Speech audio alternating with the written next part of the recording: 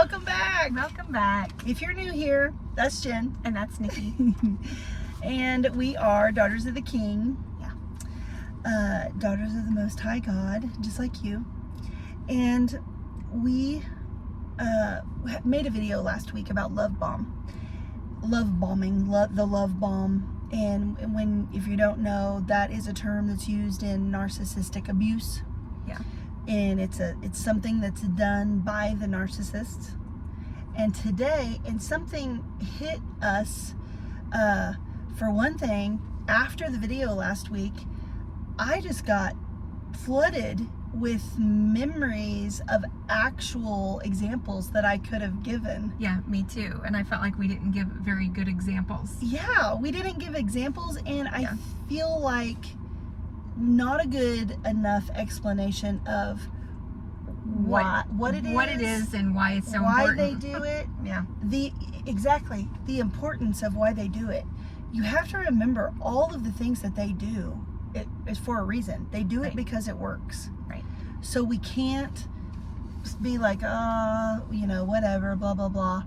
And the reason that you want to know about this, even if you don't think that you're in that situation or that you're going to be in that situation, is so that you don't ever, because by the time you're in it, it's too late. Right. I heard something today within 30 seconds.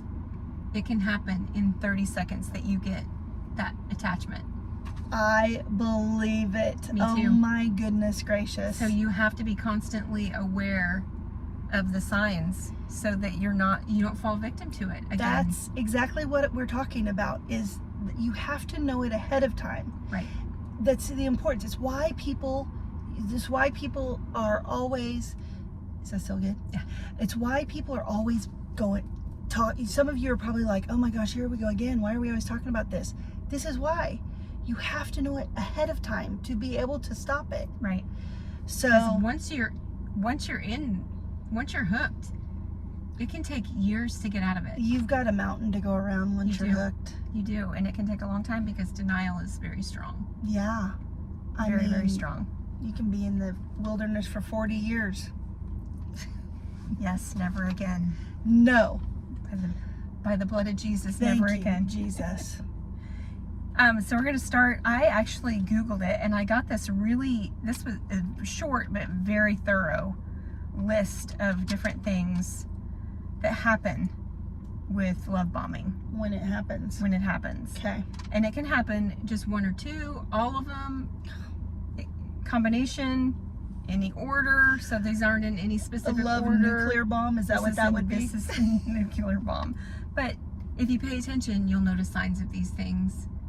Also, I heard today that when you meet someone, within that 3 seconds, you know if there's something right or wrong with them. So you have to listen in that first 3 seconds, because if you wait to the 30, it's going to be too late. You have to. You have to ask yourself, do I want years and years of utter misery? Right. Or for a few months of ecstasy? Yeah.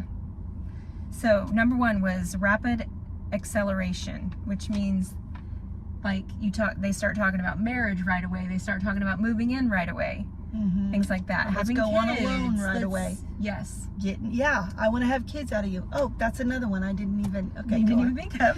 Another one is soulmate claim, which they're like, oh, I've never met anyone like you. You're my soulmate. You complete me. You complete me.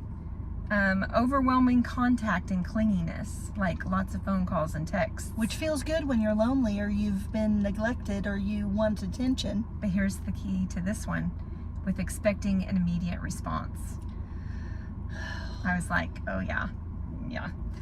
Monopolizing your time. They sulk if you don't want to, or they make up reasons to stop by, either your home or your work. Like when you said you're busy tonight. Mm-hmm. Lavish or grand gestures like trips, jewelry, anything like that. And also public display. This is a big one. That's kind of tricky. Yep. Like they're making big social media posts about you. She's the most wonderful person on the planet, blah, blah, blah. Anyway. that they stop later. Excessive flattery, putting you on a pedestal. Oh, go on. I've never met anyone like you. I've never loved anyone like I love you. And when you're coming out of a bad relationship, you're like, tell me Yes, more. please put me on that pedestal. Tell me more. What? I had one that actually told me that they thought a woman should be put on a pedestal. And you're like, Yes, yes, they you're should. right. Yes. Finally. Yes, somebody finally gets it. Early isolation. They start criticizing your friends and family. This was really, really... Can I say something really Yes. fast about the isolation? Yes. Even if they don't criticize your friends and family, but you find that you're not spending any time with them anymore. Well, you're not, because they want all of your time. They're Like you being said, monopolizing your time. Yeah, so you don't have time for your They friends don't and family. even have to talk bad about them. No. But to some do that. But some will. But some will, yes. Especially if there's one or two people that you will ditch them for. Like, no, I'm going to go do this with this person. Or Then they they start have your- talking about them. They have your ear. That other person has your ear. They know your sister has your ear. Yes. Then all of a sudden, They're your gonna be- sister's going to start having some flaws that they want to point out to you. Yes. Have you ever noticed? Yes. I thought this was so good. It summed it up. Love bombing is meant to bypass your normal trust building. Should be illegal. It should be illegal. And it leaves you feeling overwhelmed and pressured. It accelerates control and disregards boundaries and or causes anxiety.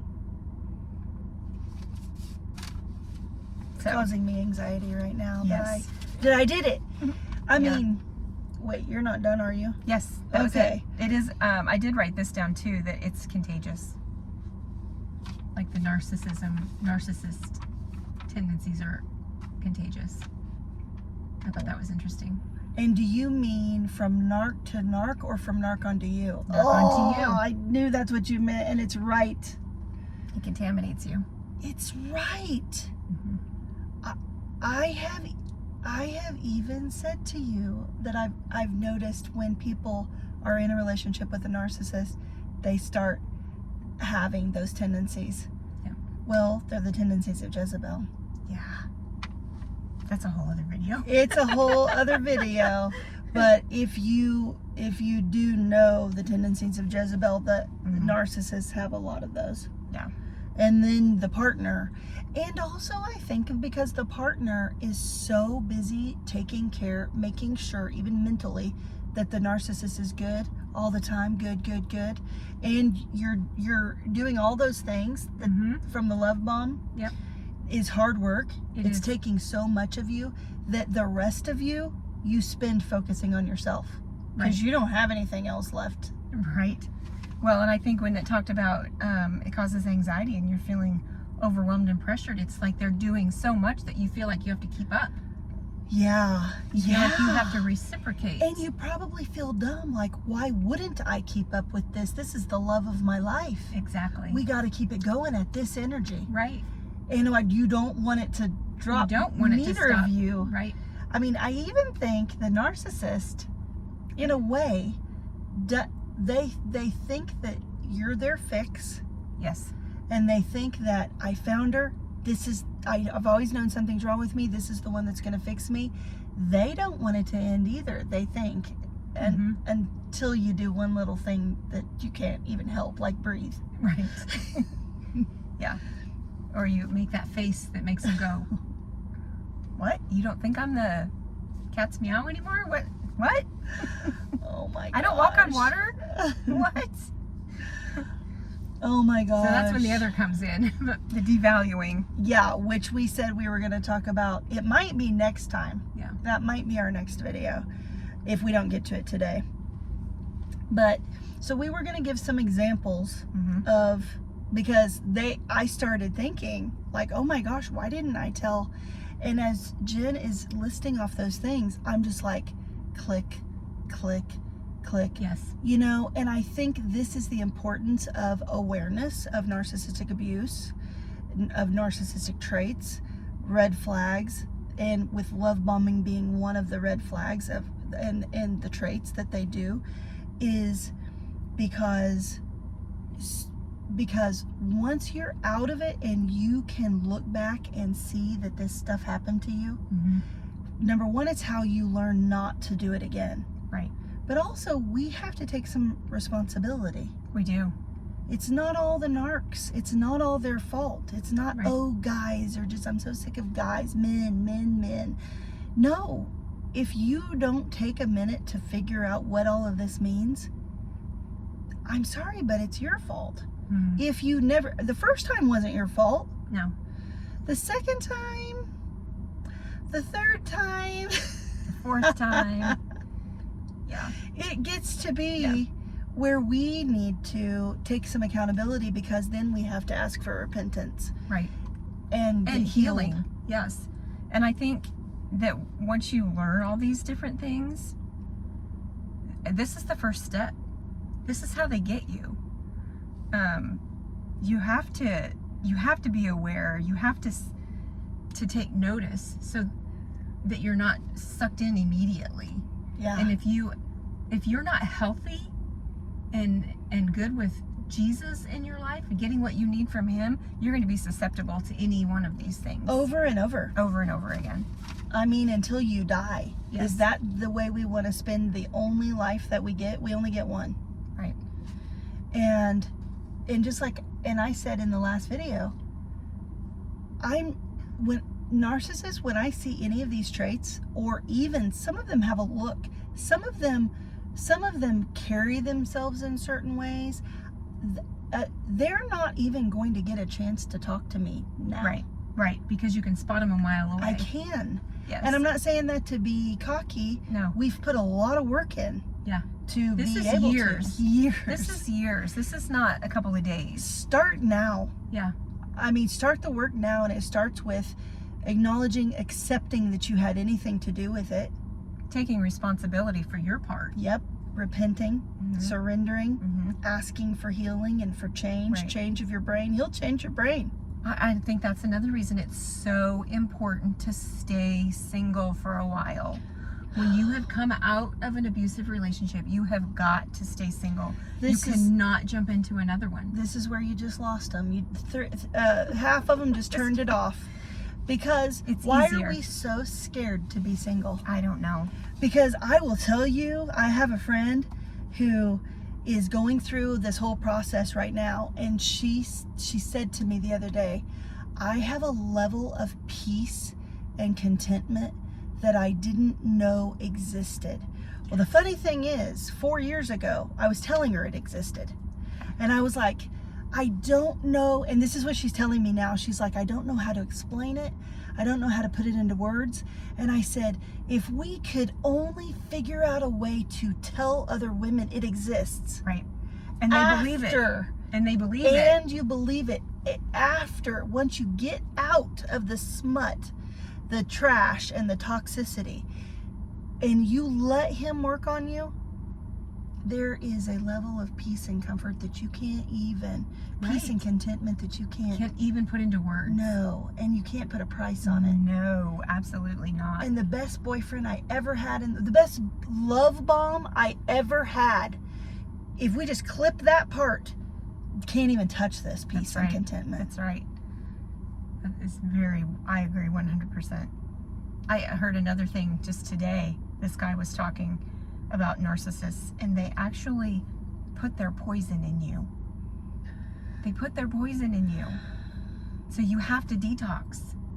Yeah. When you're out of it, you have to detox from it. You can't just jump into another one, because you're going to poison them and they're going to poison you more.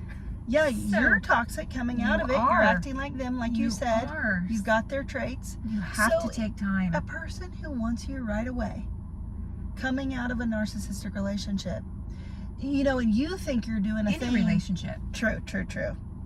You think you're doing a thing by telling them, it was so hard, it was so bad, he was so mean to me, he did this and that. If that guy immediately wants you, There's something wrong. he's just as broken as you. Yes. Because a healthy person is going to be like, run. I am running away from this person. I don't care how wonderful they seem. They need healed. That's what a healthy person will do. Yeah. And for the people that think, well, we're just that couple that we're gonna defy all odds and we're just so in love. I mean, it's already too late. The love bomb the 30 already seconds happened. has already happened. Yeah. You're already hooked on the poison. So let's go from the first one. Rapid escalation. They Well- immediately start talking about long-term marriage, moving in. Yeah, having I kids. was going to give a couple of actual examples Yes, go for it. that I had. This is what hit me after we made that video last time. And I want to point out that things are going with a narcissist look different when you're in a marriage than they do when you're dating. Yes. When you're just dating people. So of course, when I met my ex-husband, so I've told you before I've had 3. The Narcs. relationships. Yes, 3 narcissistic relationships.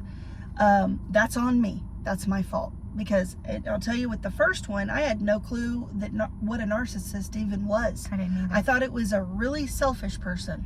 That's all I knew about narcissism. Because this was back a long time ago.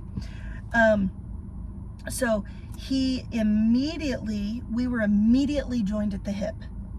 Okay? He didn't even want to go on his annual. I was 24 and he was just newly 25. Okay? He didn't even want to go on his annual hunting trip that he goes on every year because we had just met and he was going to be away from me for 2 weeks. Okay?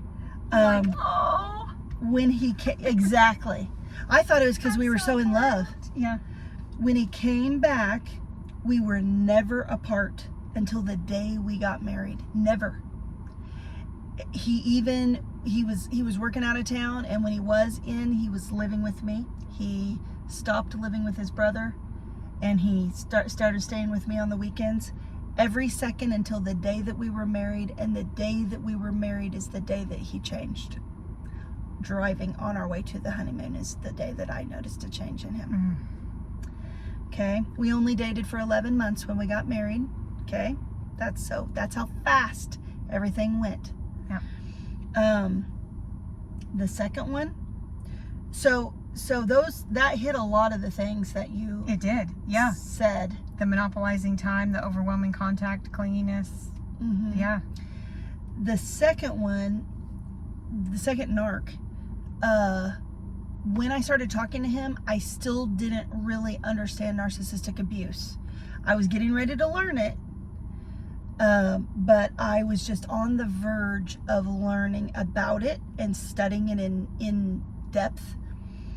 But something that you said, a couple things. So week 2, he said to me, when we get married. That caused anxiety. I was very, very newly divorced. And that I can remember. I guarantee you I had a look on my face because it shocked me so much.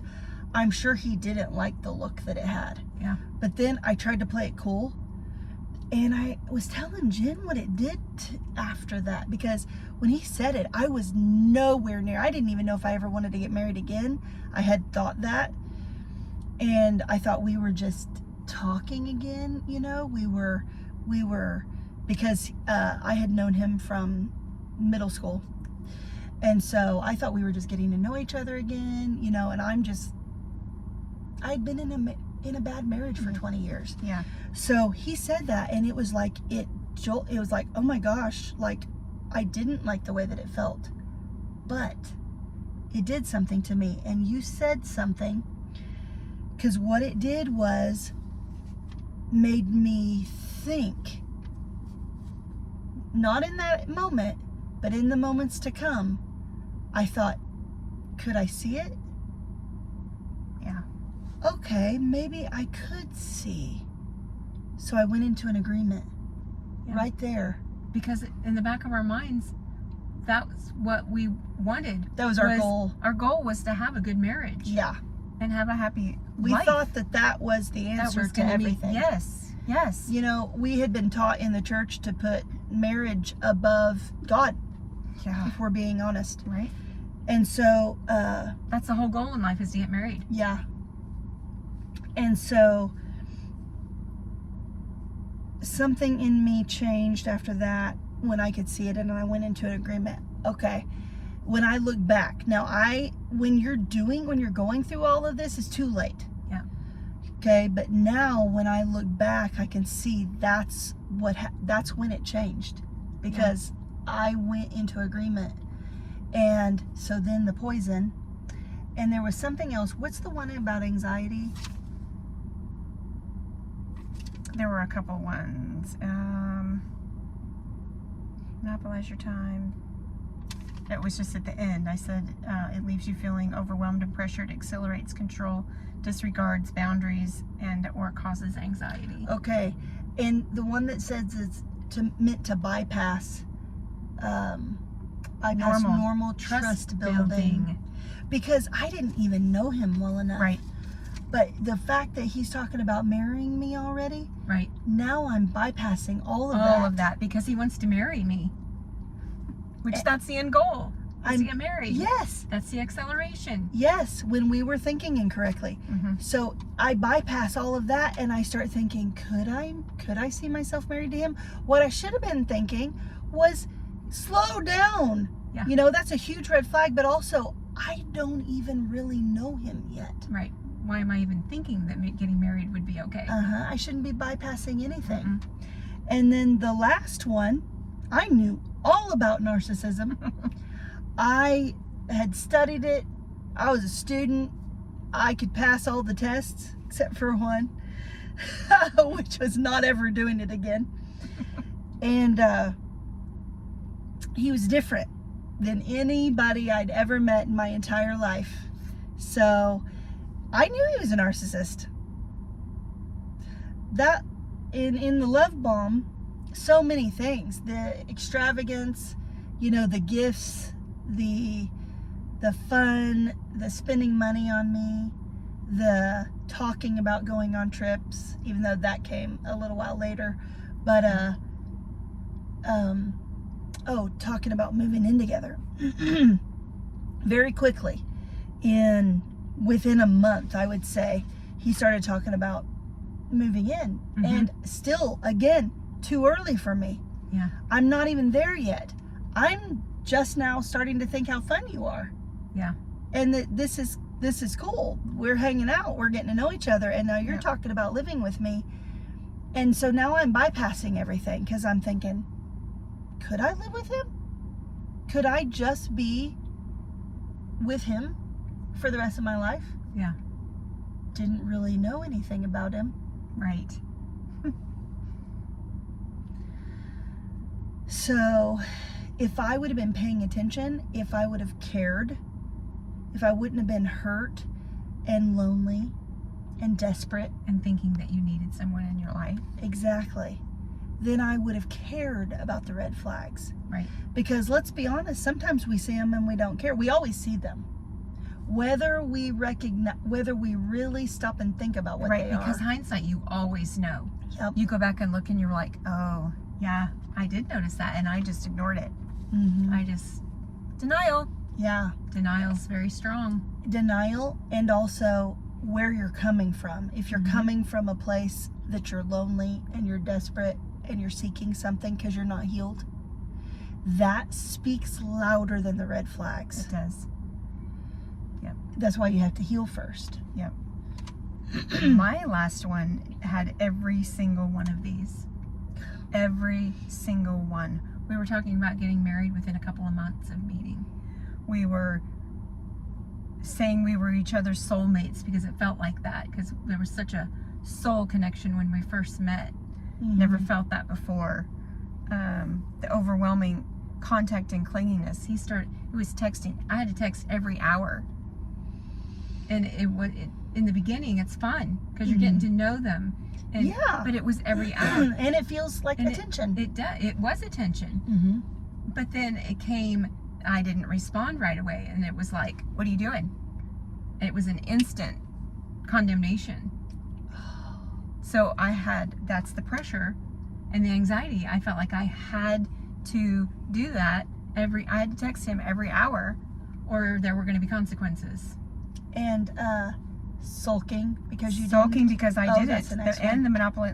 Yeah, when I'd get home, he would want to know what time I was going to be home. And if I said I got off work at 6:30 and I got home at 6:35, it was like, oh, I'm not important enough to you. You didn't call me as soon as you got home. So it was guilt and sulking for sure. If he'd have lived closer, he would have been stopping by. And when he was here, he would come to my work. He would just show up at my work. And he probably would have been watching you even when he hadn't stopped by yet. Probably, yes. And he would always, when he would come in, he would always tell these stories about what a wonderful husband he was. He would tell my client with his sitting in the chair. He'd say, you know, I'm doing her honeydew list. Aren't I such a great husband? Isn't she so lucky? He would say things like that. And it was always, look at me, look at me, look at me. It was embarrassing. Oh my gosh. And he would say, he would actually say, I was taught that a woman should be put on a pedestal. So I will always put my wife on a pedestal. And he would start criticizing and complaining about my friends. Oh my gosh. Like we were at church. Oh yes. And we were worshiping together, and he was angry and sulked He for started crying in church and sulked the entire day after because he thought we were worshiping together. Yeah, and he said like, something like, "You guys, You- we were doing it together." I didn't need to be here because you guys are worshiping together. I'm like, we're all three in the same row worshiping together. Jen was in the middle. We were just worshiping like we always worship. But yeah, he was very, very angry and hurt about that.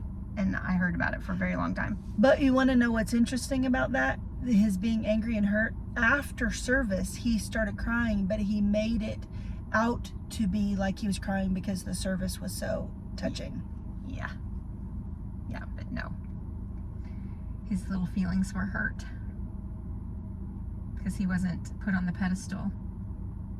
That's sick. Anyway. Okay. That's just a few. That's just a tiny taste. Yeah. I wish I would have had this list. Yeah, I know. And been coming from a place of being healed. Right, I was not healed, and I thought I was. Yeah. I really thought I was, because it had been a little while. I'd been out of the other relationship that was horrible. It was the worst one. But I thought I was healed. And I thought I was ready, and I thought, he fits all my requirements. Man. Oh, it just... Yep. And so why they do this is because it absolutely sucks you in. It does. sucked us in. We after these things that we just told you about, we were whisked away on a journey around a mountain Yeah. that we had to plead, beg, get on our faces with God To get out of. Yeah. Because you don't just get to walk away from it. You've don't. made an agreement in the spirit realm. You have. And you need the blood of Jesus to break it. You do. And before you can do the things necessary to do that, you have to even acknowledge it and admit that you did it. Exactly. They have to do these things because if they showed you the truth of who they were, you would turn around running and screaming Right. day one. I do want to point out that a lot of them don't know they're doing it. Yeah. It's an instinct in them. It's ingrained in the disorder. Ingrained in them. They don't even know they're doing it. They have such a fear of abandonment. Yeah. That ingrained in the disorder, they automatically, and they have a false reality. They do. That, they think I'm doing all of this because we have the best relationship that's ever been on the planet. because I deserve the best, that's the way they think. Yeah. All of these examples, I can see hindsight, I was not thinking that way yet until they said it. And then my mind went there, Yeah. and I went into agreement with it, which was actually agreement with the spirit that was on them. That's why it's so hard to get out of it, because it's not just a changing of the mind.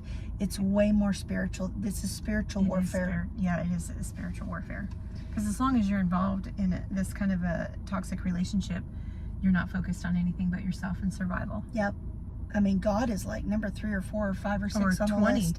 No kidding. Yeah, he's far from the top, and he should No be number kidding. one. Number one.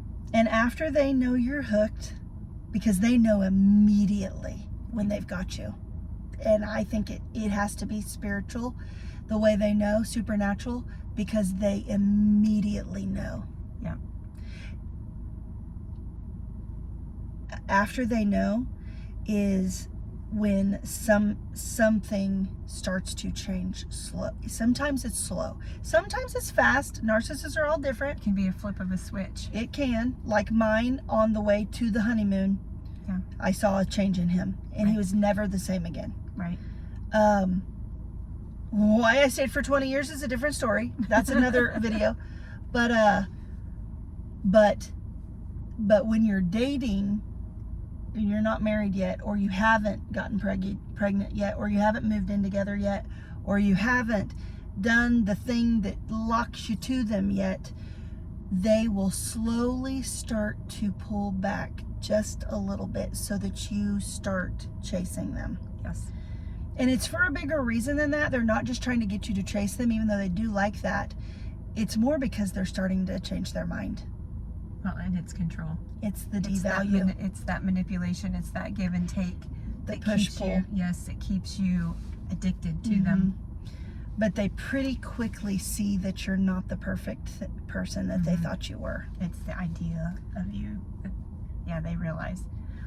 If you want to test to see if any of this is love bombing and not real, just stop doing one of them. Just tell them no. Just say no and see what happens. I can't go to this dinner that we always go to on Thursdays. I can't do it this week because my sister really needs me, and I'm going to go hang out with her.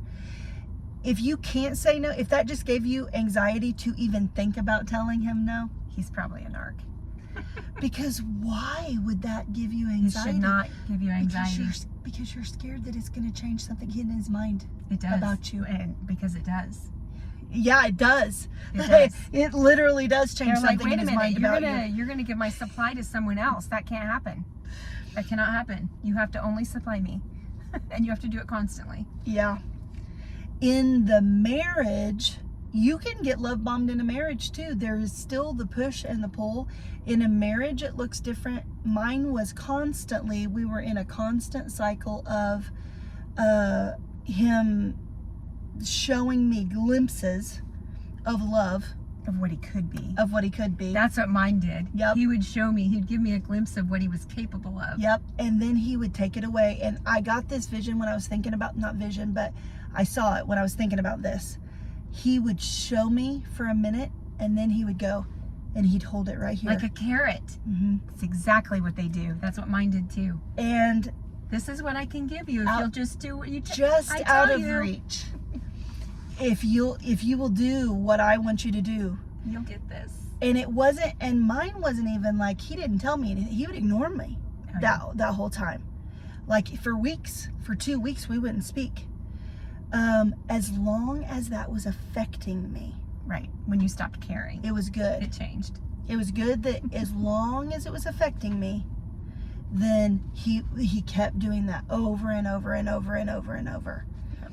I was the type that wanted to keep the peace, so when he gave the love back, I was like, yes, let's all have fun. Let's go do something fun. The family of 4, you know, we're a family, we have kids. So it's like, this is great. Yes, you're acting like you're like a normal human. Let's go have fun. Then all of a sudden, out of nowhere, it's right here. And yeah, and I've talked about that before. God's the one that taught me how to not let him control my emotions anymore. Yeah. and then he lost his freaking mind. Yeah. So I had one time, he bought me tickets to somebody I really wanted to go see. And I did something. I don't even remember what it was. I made him mad about something, and he gave the tickets to somebody else. oh my gosh. Were you married? Yes.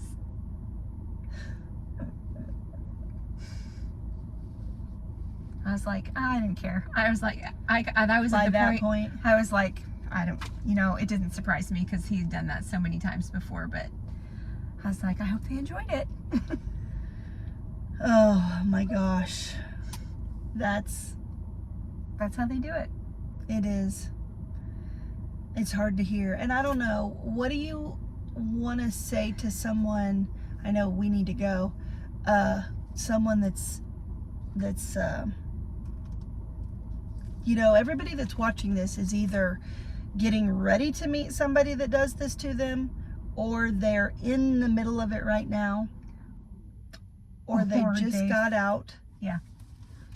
Yeah. Go to God and ask him. Yeah.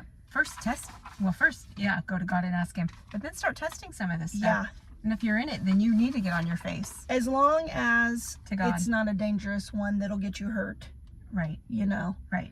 But if you're in the stages where you can still test it to see if they are one, absolutely. So that you don't make a big... There are ways you can test. Guys, mine was dangerous. I believe he could and would have killed me. Yeah. Given the opportunity. Especially in one particular time frame. But there are still things that that you can do that are safe to test it. Yeah. You can just cause a little ripple. You don't want to do something major, but you can cause a little ripple to test it. That won't make them so angry that you're going to be in danger. Yeah. And you know what that is. I guarantee you there's something that you can do. Yeah. To test it. If you're not in too deep yet, then, and if this helps you see some red flags, save yourself some heartache. Get out. Get out.